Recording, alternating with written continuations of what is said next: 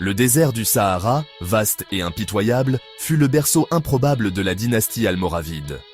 Au milieu du XIe siècle, un groupe de tribus berbères, connu sous le nom de Lamtouna, entreprit un voyage transformateur sous la direction de Yahya ibn Ibrahim. Animé par un désir de réforme spirituelle, Yahya rechercha les conseils d'un éminent érudit islamique, Abdullah ibn Yassin.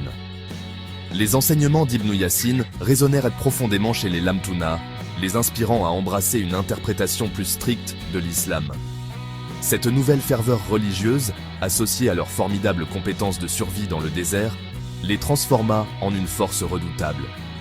Ils devinrent connus sous le nom d'Almourabitoun, signifiant ceux qui se lient à Dieu, un nom qui évoluerait plus tard en Almoravides.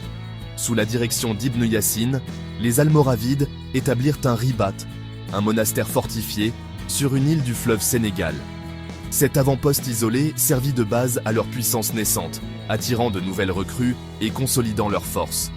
La réputation des Almoravides en tant que guerriers féroces et musulmans dévots se répandit rapidement à travers le Sahara, préparant le terrain pour leur ascension fulgurante au pouvoir.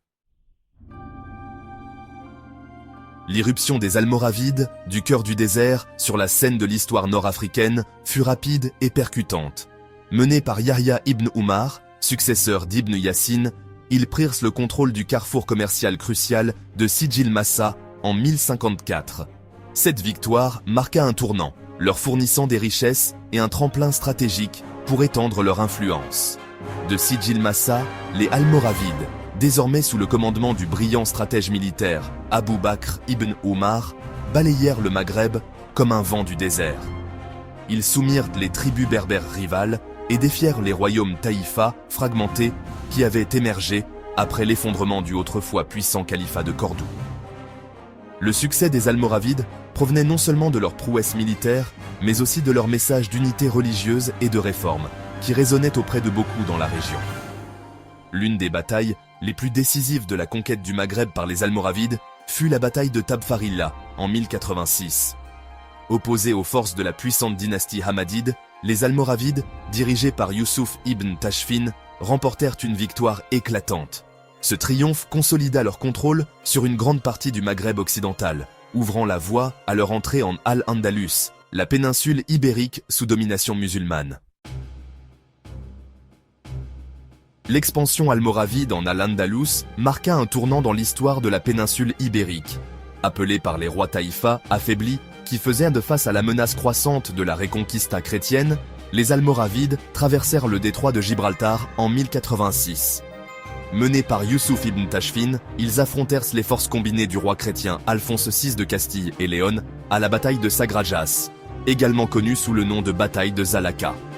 La bataille de Sagrajas, un choc des civilisations, se solda par une victoire décisive des Almoravides.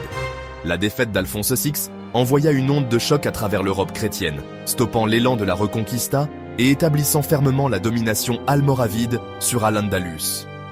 Youssouf ibn Tashfin, désormais salué comme un sauveur par les musulmans d'Ibérie, consolida progressivement son contrôle sur les royaumes taïfa, les intégrant à l'empire almoravide en expansion. Les Almoravides, surgis des profondeurs du Sahara, laissèrent une marque indélébile sur le cours de l'histoire nord-africaine et ibérique. Leur empire, bien que relativement éphémère, eut un impact durable sur le paysage politique, religieux et culturel des régions qu'ils gouvernèrent. À leur apogée, ils contrôlaient un vaste territoire s'étendant du Sénégal en Afrique de l'Ouest jusqu'à l'Èbre, dans la péninsule ibérique. Cependant, les germes de leur déclin furent semés au sein même de leur succès. Les Almoravides, autrefois une force unificatrice, furent confrontés à des divisions internes et à des contestations de leur autorité. Leur interprétation stricte de l'islam, bien qu'initialement attrayante, finit par aliéner certaines parties de la population. Malgré leur déclin et leur chute finale, les Almoravides laissèrent un héritage durable. On se souvient d'eux pour leur rôle crucial dans l'endiguement de la Reconquista chrétienne en Ibérie, bien que temporairement.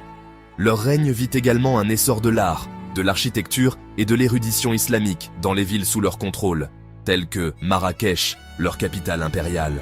Les Almoravides, ces guerriers du désert qui bâtirent un empire, témoignent des puissantes forces qui façonnent l'histoire, la foi, l'ambition et l'esprit humain.